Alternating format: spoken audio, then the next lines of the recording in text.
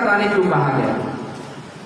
तो उदाहरण के तौर पर भगवान श्री कृष्ण दो बड़े बड़े पहाड़ अपने चमत्कार से, अपने आशीर्वाद से सोने के बना देते और उनको कहते हैं अर्जुन को कि तुम इसको झारे को टांग दे दो, बांट दो। तो अर्जुन घोषणा करवाता है कि भाई सुबह सब लोग आ जाना और पहाड़ के अंदर से सोना खुदाई कर करके मैं आप सबको दान दूंगा। लाइन लगवा देता है, संतरी खड़े कर देता है, मंत्री खड़े कर देता है और पहाड़ की खुदाई करते करते सोना निकाल कर लोगों को दान करते चलता है। तो अर्जुन दान देते देते थक जाता, लेकिन पहाड़ खत्म नहीं होता है। पहाड़ उतना का उतना ही रहता है, सोना उतना का उतना ही रहता है। तो थक हार के अर्जुन बोला कि ये कैसे, ये तो खत्म ही नहीं हो रहा है। और जो लोग दान लेके चले गए वो अगले दिन फिर आ जाते हैं, उनसे ज़्यादा और लोग आ जाते हैं, बाहर के लोग आ जाते हैं। तो भगवान श्री कृष्ण ने कहा ठीक है तुम रुको।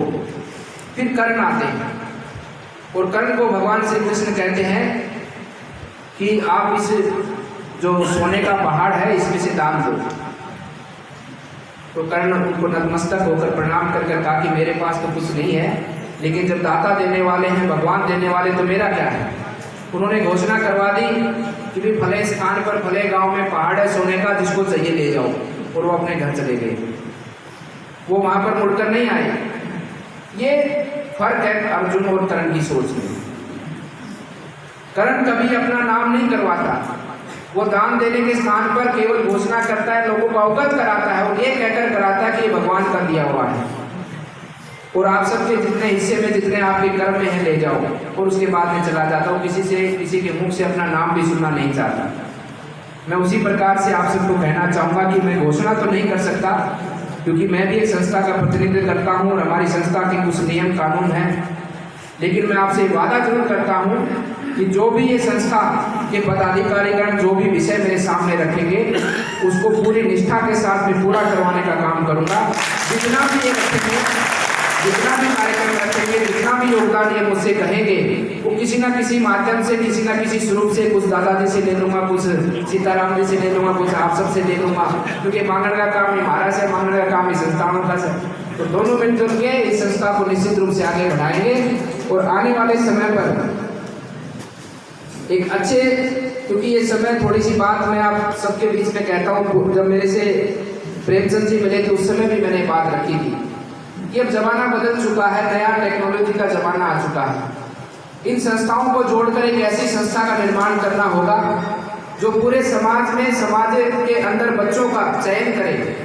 उसके पास एक डाटा हो कि 12वीं के बाद में जो बच्चे पढ़कर निकले हैं, कौन से किस साइंस के निकले हैं, आर्ट्स के निकले हैं, टेक्नोलॉजी के निकले, जो भी विषय के बच्चे हैं, उनका डाटा उसके पास में, उससे संपर्क किया जाए। संपर्क के बाद में उन बच्चों का सहयोग किया जाए, क्योंकि समाज में आज बहुत से बच्चे ऐसे हैं जिनके पास धन होते हुए भी उनको स्थान नहीं मिल पाता। हर जगह पर सहयोग की आवश्यकता होती है। बहुत से बच्चे ऐसे हैं, प्रतिभाशाली होते हैं, लेकिन थोड़े से उनके कारण वो रह जाते हैं। बहुत से बच्चे ऐसे हैं कि जो धन के कारण वो पढ़ ही नहीं पाते हैं। तो वो संस्था उन बच्चों को अडोप्ट कर उन बच्चों को अपने पास संरक्षित कर वो संस्था केवल उनको पढ़ाने का काम करे। और जब उनकी नौकरी का समय आए, जब इंटरव्यू का समय आए, तो उस संस्था के माध्यम से जहाँ भी उनका इंटरव्यू हो तो उस इंटरव्यू में भी उनका सहयोग प्रदान करने का काम करे। उसके लिए आपको कुछ भवन बनाने की आवश्यकता नहीं, कोई निर्माण करने की आवश्यकता नहीं। एक ढांचा, एक संगठन खड़ा करना होगा। उस संगठन के माध्यम से आज बहुत ऐसे उदाहरण हैं मेरे पास में जो केवल बच्चों को अडॉप्ट करते हैं। बच्चों को अडॉप्ट करने के बाद में उनकी शिक्षा दीक्षा का खर्चा वो संस्था उठाती है, अच्छे संस्थान में उनका दाखिला करवाती है। उस कल्पना पर भी हमें विचार करना होगा, तो क्योंकि आगे आने वाला समय बदल रहा है और मेरा भारत बदल रहा है और हम सबको भी अपनी सोच के अंदर परिवर्तन करते हुए एक अच्छे भारत का, एक अच्छे समाज का निर्माण करना है। आप सब ने जो आज इस कार्यक्रम में विशेष रूप से प्रेम जी और आप सब लोगों का मैं धन्यवाद करता हूं कि जिन्होंने मुझे यहाँ आने का अवसर दिया, यहाँ पर आने के लिए मुझे निमंत्रित किया। मैं बहुत ही गदगद हूँ, भावुक हूँ कि आज अपने सब लोगों के बीच में मुझे आने का अवसर आप सबके माध्यम से मिला है और बहुत कुछ सीख कर आपके बीच में से जाऊँगा। और निश्चित रूप से ये वादा करता हूँ, क्योंकि संत परंपरा से हूँ, संत का धर्म ही संन्यास परंपरा के अंदर एक ही रहता कि समाज की सेवा, और राजनीति का भी धर्म यही रहता कि केवल और केवल समाज की सेवा। जिस प्रकार से प्रेम जी ने मुझे जब पगड़ी पहनाई तो मैंने कहा मैंने तो पहले ही आपकी पगड़ी बांध रखी है और एक और पगड़ी आपने मुझे पहनाई है, तो उसी इसके उदाहरण के तौर पर मैं कहना चाहूंगा कि संत रूप की पगड़ी भी मैंने पहनी है और राजनीतिक रूप की भी पगड़ी मैंने पहनी है।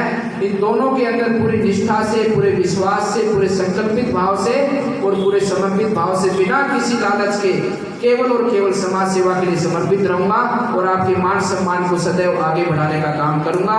आप सबको मैं पुनः धन्यवाद देता हूँ, पुनः आपका अभिनंदन करता हूँ। ढेरों शुभकामनाएं इस भगवान श्री कृष्ण के जन्मोत्सव की देते हुए, अपनी वाणी को विराम देते हुए आपके साथ पुनः एक जय घोष के साथ मैं अनुमति चाहूंगा। बोलिए भारत माता की, भारत माता की, भारत माता की, आप सबकी, आप सबकी तो बहुत धीरे बोले, आपकी जय बोलोगे तभी सबकी जय होगी। बोलो आप सब भक्तों की। आत्मा जी आप एक अपनी branch Subscribe now and press the bell icon. Never miss an update. Subscribe now and press the bell icon. Never miss an update.